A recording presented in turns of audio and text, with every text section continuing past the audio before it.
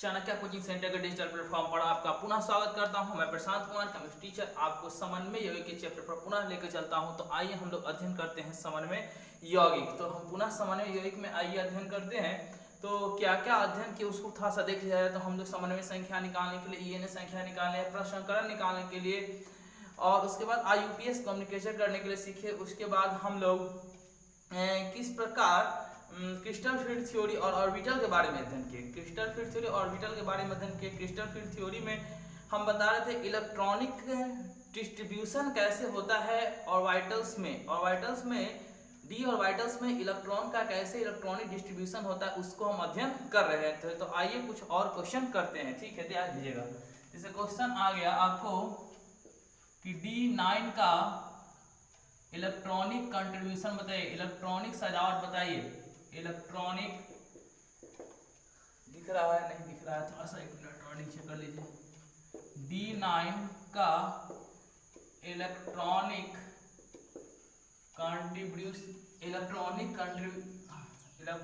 Contribution बताना है।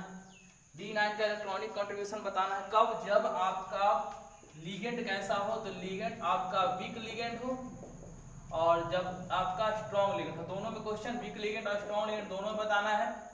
जब लिगेंड कैसा हो, वीक लिगेंड, और जब स्ट्रॉन्ग लिगेंड हो तब। वीक लिगेंड को हम लोग हाई स्पिन भी कह सकते हैं, या कभी क्वेश्चन बोल दिया कि हाई स्पिन के केस में बताएं हाई स्पिन, या स्ट्रॉन्ग लिगेंड को क्या बोल देगा कि लो स्पिन में बताए। क्वेश्चन क्या आएगा कि D9 का इलेक्ट्रॉनिक सजावट हाई स्पिन में बताएं, हाई स्पिन में बताएं, या वीक लिगेंड बोल दे, या फिर आपको बोल दे लो स्पिन या स्ट्रॉन्ग लिगेंड बोल दे। तो सेम है कॉन्सेप्ट, कोई ज्यादा क्वेश्चन दोनों में एक ही तरह का है। तो इसको बनाते हैं, ठीक है, ध्यान दीजिएगा, समझिएगा थोड़ा सा पॉइंट को। एक मिनट, हाँ ठीक है, स्ट्रॉन्ग लिगेंड और वीक लिगेंड केस में बताते हैं। तो आइए हम सबसे पहले वीक लिगेंड केस में काम करते हैं। D9 है, वीक लिगेंड में आपको ट्रिक बताया गया था कि वीक लिगेंड में समझना है कि 3 गो रूम जो है वो ग्राउंड फ्लोर पे है और 2 गो जो रूम है EG ऑर्बिटल को एनर्जी समझेंगे कि वो ज्यादा एनर्जी गैप नहीं है, मतलब energy gap week ligand case में ज्यादा नहीं होता है, जिस कारण से एक थोड़ा सा नीचे होगा और एक थोड़ा सा ऊपर होगा। मतलब एक ट्रिक से बताए थे कि एक ग्राउंड फ्लोर समझिएगा और अगला जो रूम 2 को बना हुआ है ये फर्स्ट फ्लोर पे बना हुआ है। तो EG ऑर्बिटल है और ये क्या है T2G ऑर्बिटल।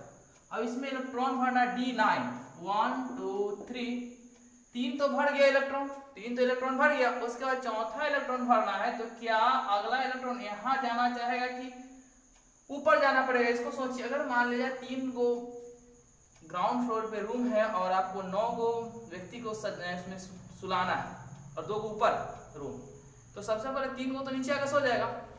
चौथा व्यक्ति जो आएगा वो नीचे सोने जाएगा, तो झगड़ा उसको करना पड़ेगा। तो वो बोलेगा क्यों ना झगड़ा करने से अच्छा है कि उसको अगले फ्लोर पे भेज दिया जाए। तो अगला जो व्यक्ति आएगा वह आपको अगले फ्लोर पे चला जाएगा, झगड़ा नहीं करेगा। अगला फिर व्यक्ति आएगा, यहाँ आएगा, 5 इलेक्ट्रॉन फिल हो गए, 5 गो आदमी सो गया। छठा आदमी को जब सुलाना होगा इस कंडीशन में सोचा जाए, अब ऊपर जाएगा फर्स्ट फ्लोर पर भी तब भी झगड़ा करना पड़ेगा इस इलेक्ट्रॉन से, इस व्यक्ति से, और नीचे रहेगा तब भी झगड़ा करना पड़ेगा। तो झगड़ा तो दोनों जगह करना है, तो क्यों ऊपर जाया जाए, नीचे क्यों ना झगड़ा कर लिया जाए।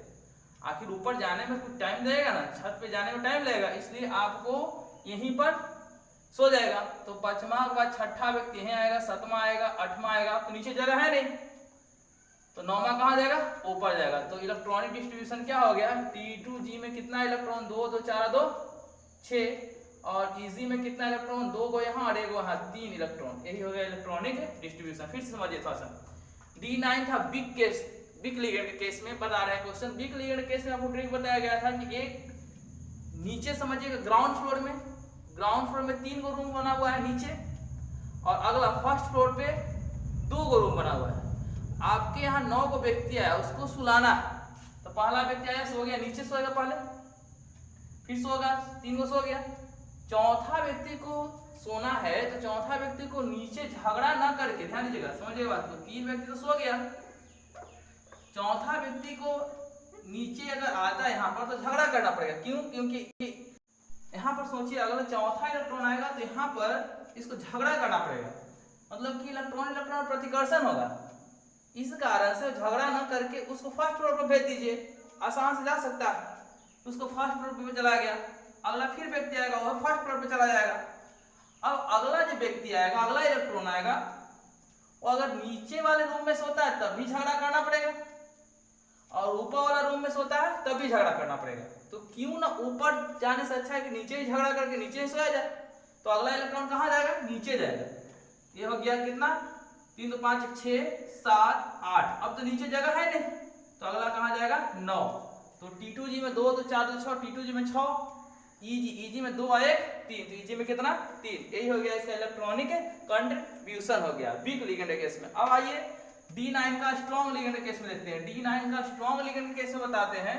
तो स्ट्रॉन्ग लिगेंड केस में क्या बताया गया कि 3 गो रूम समझना है कि ग्राउंड फ्लोर पे, और 2 रूम है उस 20 महला पे बना हुआ है।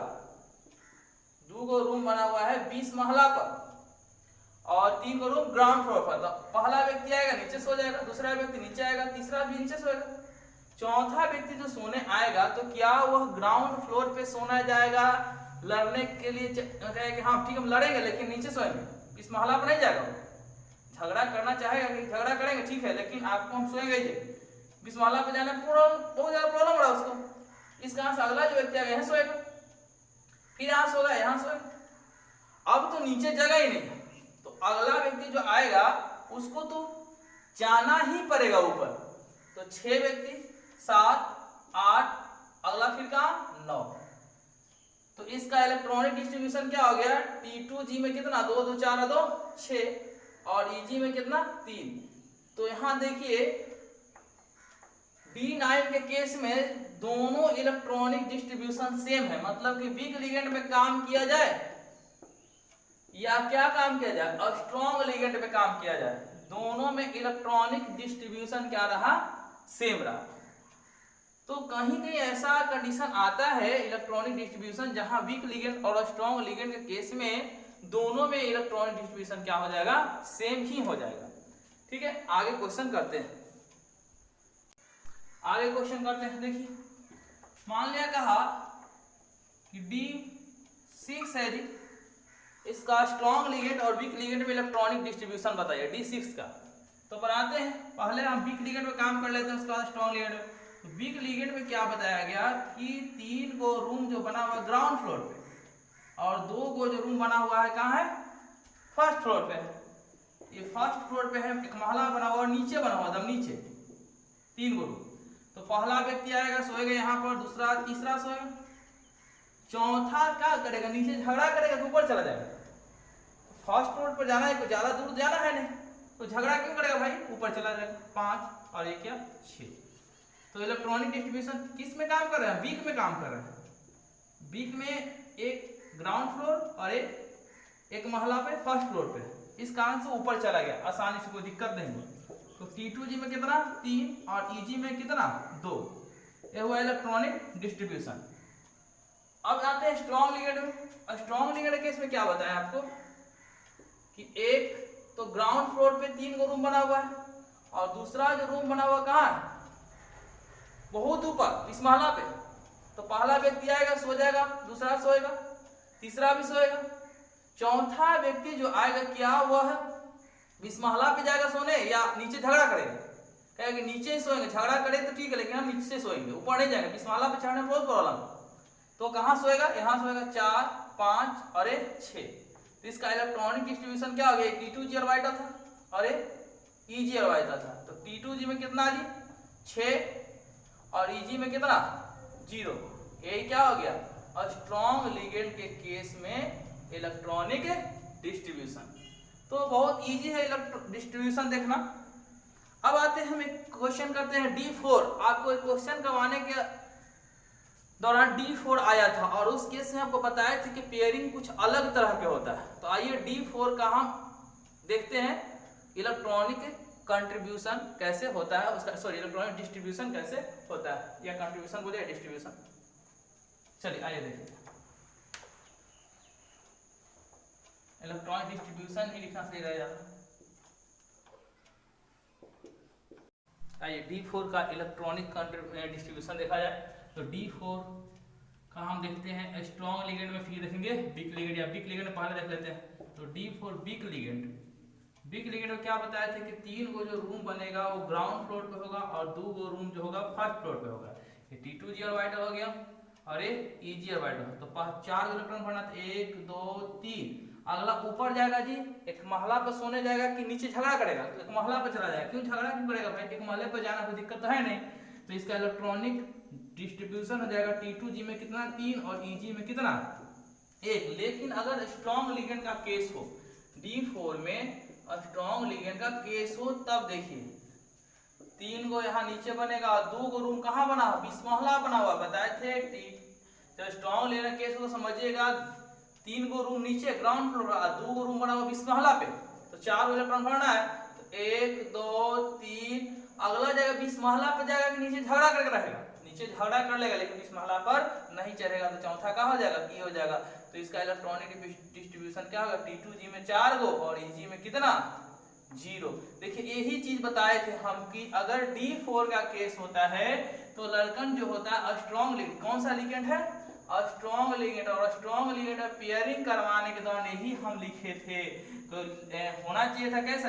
ये होना चाहिए था ऐसा। जब बताए थे क्वेश्चन बताया तो उसमें बताया गया था कि D4 में होना चाहिए था ऐसा, लेकिन होता है ऐसा। ऐसा क्यों होता है? इसका रीजन क्या है कि 3 इलेक्ट्रॉन तो भर जाता है, चौथा इलेक्ट्रॉन जब स्ट्रॉन्ग लिगेंड केस होता है तो ऊपर न जाके कहाँ चला आता है? नीचे। क्योंकि यहाँ पर एनर्जी गैप, बहुत ज्यादा एनर्जी गैप हो जाता है, काफी ज्यादा एनर्जी वाला हो जाता है ऑर्बिटल। और अगर हायर एनर्जी लेवल में अगर इलेक्ट्रॉन जाएगा तो वो बहुत अनस्टेबल होगा, अस्थायी होगा। इस कारण से इलेक्ट्रॉन हायर एनर्जी लेवल वाले ऑर्बिटल में न जा करके लोअर एनर्जी लेवल वाले ऑर्बिटल में चला जाता है। लेकिन यहाँ पर ये दोनों में एनर्जी गैप ज्यादा नहीं होता है। वीक लिगेंड केस में एनर्जी गैप ज्यादा नहीं होता है। इसका एनर्जी और इसका एनर्जी लगभग समान होता है। इस कारण से चौथा इलेक्ट्रॉन इसमें न रह के उसमें चला जाएगा। क्योंकि अगर यहाँ रहता है तो इलेक्ट्रॉन में रिपल्स, अगर यहाँ रहता तो इलेक्ट्रॉन रिपल्सन होने लगता है, जिस कारण से अनस्टेबल होता, अस्थायी होता। इस कारण से ऊपर चला जाएगा स्टेबल होने के लिए। लेकिन इस कंडीशन में ऐसा क्यों नहीं हुआ? क्योंकि अगर इसमें जाएगा तो इसका एनर्जी बहुत ज्यादा होता है। क्योंकि स्ट्रॉन्ग लिगेंड में एनर्जी गैप क्या बताए थे? क्रिस्टल फील्ड थ्योरी में एनर्जी गैप बढ़ जाता था, बताया गया था। तो EG का एनर्जी बहुत ज्यादा होगा, इसलिए हायर एनर्जी लेवल में इलेक्ट्रॉन न जाकर के लोअर एनर्जी लेवल में रहना चाहेगा, ताकि क्या हो जाए? ज्यादा से ज्यादा अस्थायी हो सके। तो यही है इलेक्ट्रॉनिक डिस्ट्रीब्यूशन, बहुत आसान है। जो आपको ट्रिक बताया गया है यूज कर लीजिएगा। जब आप स्ट्रॉन्ग लिगेंड केस हो तो 3 रूम नीचे बनाइएगा और 2 रूम बिस्महला बना दीजिएगा। और अगर वीक लिगेंड का केस हो तो 3 रूम नीचे बनाइएगा और 2 रूम कहाँ बनाइएगा? एक महला भी बना दीजिएगा। और उसके अनुसार इलेक्ट्रॉन को भर करके आप इलेक्ट्रॉनिक डिस्ट्रीब्यूशन लिख सकते हैं। बहुत आसान है, ठीक है। ये आपको क्रिस्टल फील्ड थ्योरी से रिलेटेड कुछ क्वेश्चंस हो गए, ठीक है। चलिए आगे की ओर बढ़ते हैं, कुछ और पॉइंट सीखते हैं हम लोग, ठीक है।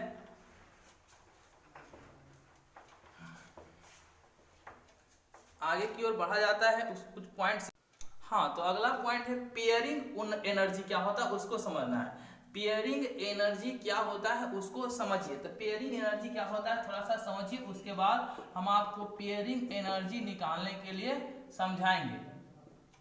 पेयरिंग एनर्जी क्या होता है उसको समझिए। पेयरिंग एनर्जी क्या है उसको समझिए। Energy required to pair the electron, energy required for pair the electron against electrostatic force between electron and electron। कहता है कि जब, समझिए इसको, फिगर समझ ज्यादा समझ में आएगा, समझिएगा। अगर सपोज किया जाए कुछ इस तरह का हो, अगर कोई और डी ऑर्बिटल है और इलेक्ट्रॉन कुछ इस तरह के 5 को भर गया, छठा। पेयरिंग करना क्या है? जोड़ा लगाना। अभी यहाँ और यहाँ ये भी इलेक्ट्रॉन, ये भी इलेक्ट्रॉन।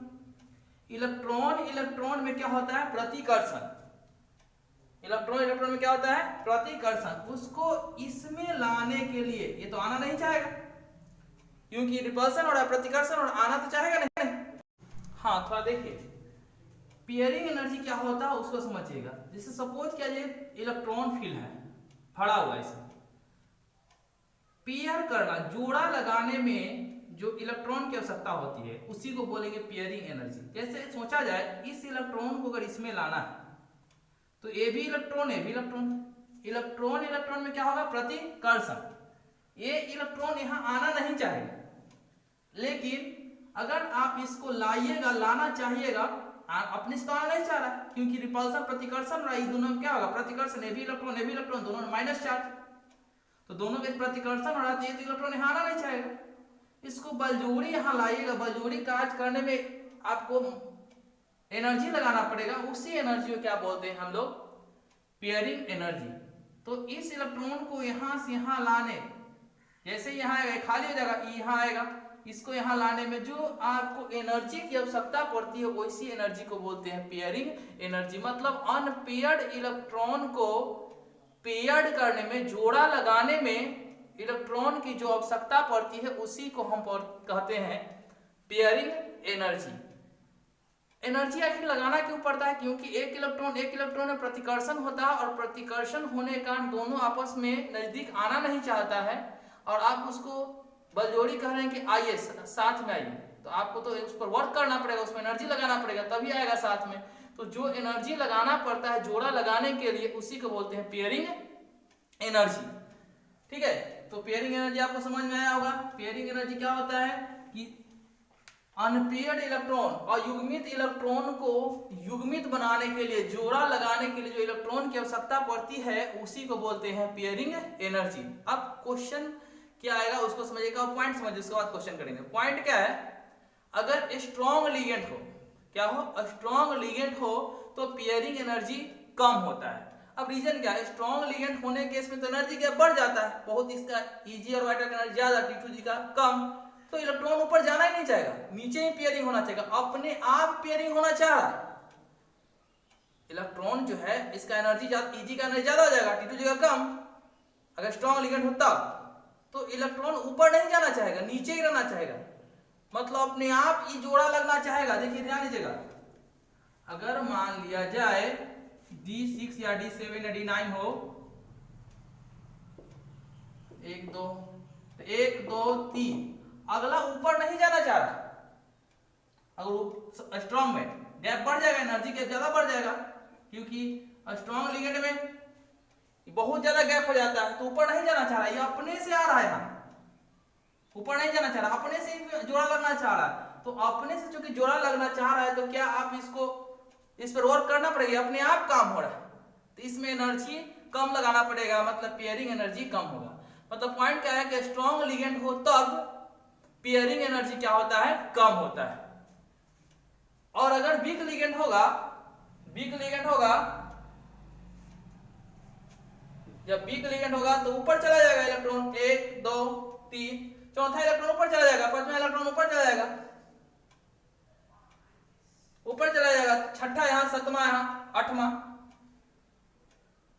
8 रखे, तो यहाँ पर इसको यहाँ पर लाने, जोड़ा लगाने के लिए इसको यहाँ पर लाना पड़ेगा, इसको ये लाना पड़ेगा, अपने आप नहीं आना चाहेगा। लेकिन यहाँ पर क्या हुआ था, ऊपर न जाके अपने आप कहा कि हम नीचे रहेंगे, तो यहाँ पर पेयरिंग एनर्जी क्या रहेगा, कम रहेगा।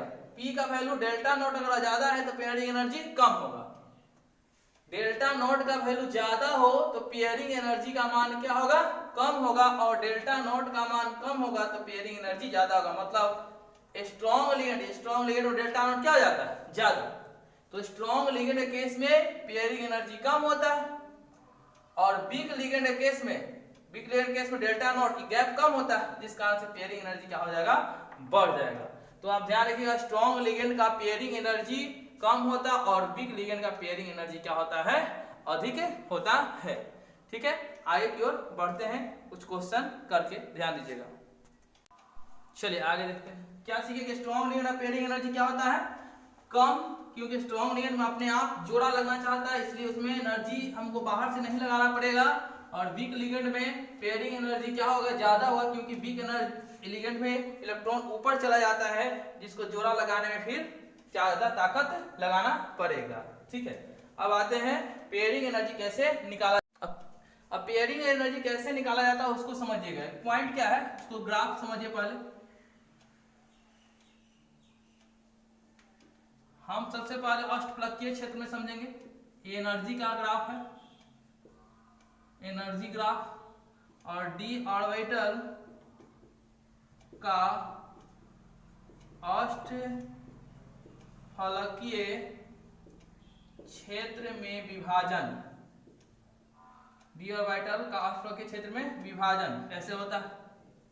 ये डी ऑर्बिटल हो गया, 5 को खाना रहेगा इसमें, 1 2 3 4 5। देखिए ये 2 भाग बट गया था जी, एक T2G ऑर्बिटल लोअर एनर्जी और EG orbital higher energy, T2G orbital lower energy. इस एनर्जी गैप को क्या बोले थे हम लोग, डेल्टा नॉट। इस एनर्जी गैप को डेल्टा नॉट बोले थे। कौन सा ऑर्बिटल था, डी ऑर्बिटल्स था। ऑर्बिटल्स बहुत सारे ऑर्बिटल है, डी का बहुत सारा ऑर्बिटल, इसको ऑर्बिटल्स बोलेंगे। इसको बोलते हैं बाइनरी सेंटर। दोनों का एनर्जी गैप के बीच से एक सेंटर, एक लाइन जाता है, इसको बोलते हैं binary centre, binary centre, sorry binary centre. दोनों के बीच से गैप एक लाइन जाएगा, उसको बाइनरी सेंटर बोलेंगे। ऊपर का गैप जो होता है energy level gap 0.6 delta not होता है प्लस में, और नीचे का एनर्जी गैप बोलेंगे -0.4 डेल्टा नॉट। ठीक है, और इसी के आधार पे फार्मूला बन जाता है। फार्मूला क्या होता है उसको समझिएगा। Crystal field stabilisation energy, crystal क्षेत्र सिद्धांत, क्रिस्टल क्षेत्र स्टेबलाइजेशन एनर्जी, क्रिस्टल क्षेत्र अस्थायी ऊर्जा निकालना रहेगा तो उसमें पेयरिंग एनर्जी आपका आएगा, और पेयरिंग एनर्जी के हेल्प से ही हम क्रिस्टल क्षेत्र अस्थायी ऊर्जा निकालते हैं। और पेयरिंग एनर्जी आपको पहले हम बता दिए हैं। तो CFAC बराबर फॉर्मूला आता है 0.6 x प्लस माइनस रखिए 0.4 y delta not plus n Guna p। यही होता है इसका फॉर्मूला। अब n क्या है, x क्या है, y क्या है। x जो है, x जो होता है EG ऑर्बिटल में इलेक्ट्रॉन की संख्या, y क्या होता है T2G ऑर्बिटल में इलेक्ट्रॉन की संख्या। n क्या होता है, n क्या होता है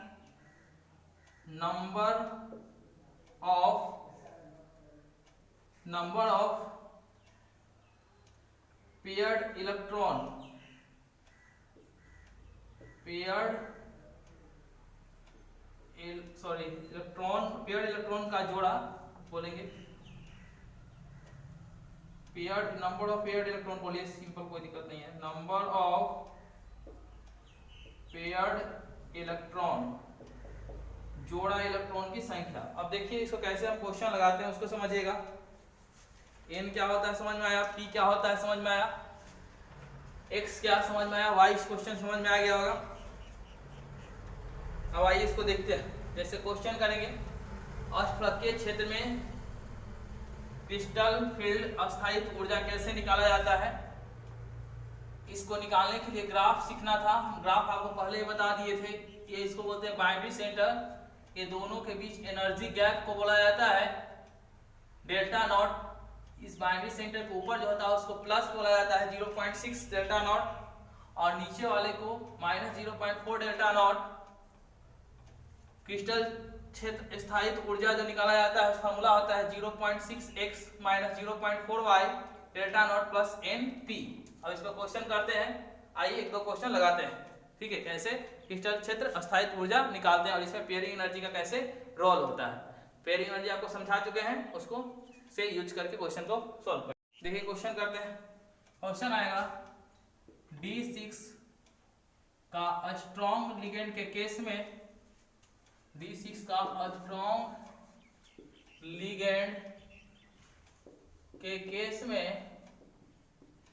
D6 का स्ट्रॉन्ग लिगेंड के केस में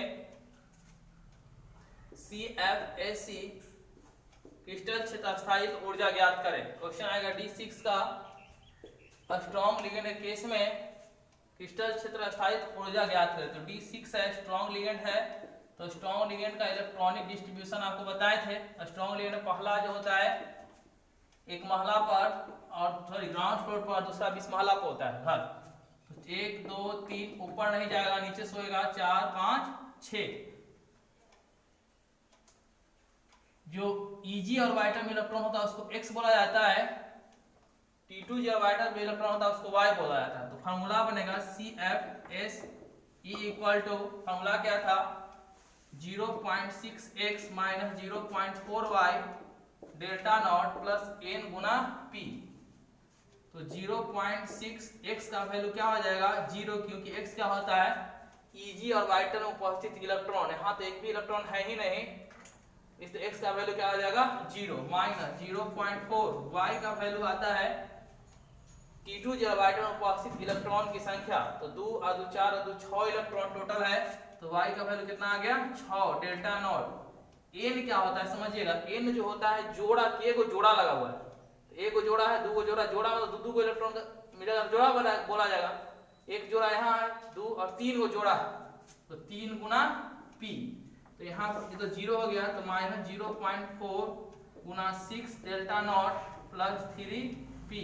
इसको सॉल्व करते हैं जी, 6 को 24 2.4 डेल्टा नॉट प्लस 3p। यही आपका क्या कहा जाएगा, तो CFAC एनर्जी कहा जाएगा, क्रिस्टल क्षेत्र अस्थायित्व ऊर्जा कहा जाएगा। क्रिस्टल क्षेत्र अस्थायित्व ऊर्जा का वैल्यू कितना आया, तो minus 2.4 delta not plus 3p। ठीक है, तो ये आसान है, कोई खास नहीं है। यहाँ पर या कहीं ऐसे भी लिख सकते हैं इसको, CFAC energy equal to minus 2.4 D, यहाँ पर डेल्टा नॉट को dp बोल सकते हैं और 3p ऐसे भी लिखा जाता है। सर dq लिखेंगे, इसको dq लिखा जा सकता है। तो ऐसे करके चेंज किया जाता है, और इसी प्रकार आप क्रिस्टल क्षेत्र अस्थायित्व ऊर्जा निकाल सकते हैं। ठीक है, अगले क्लास में और क्वेश्चन करवाए जाएंगे इससे रिलेटेड। ठीक है, अगले क्लास में मिलते हैं पुनः, धन्यवाद।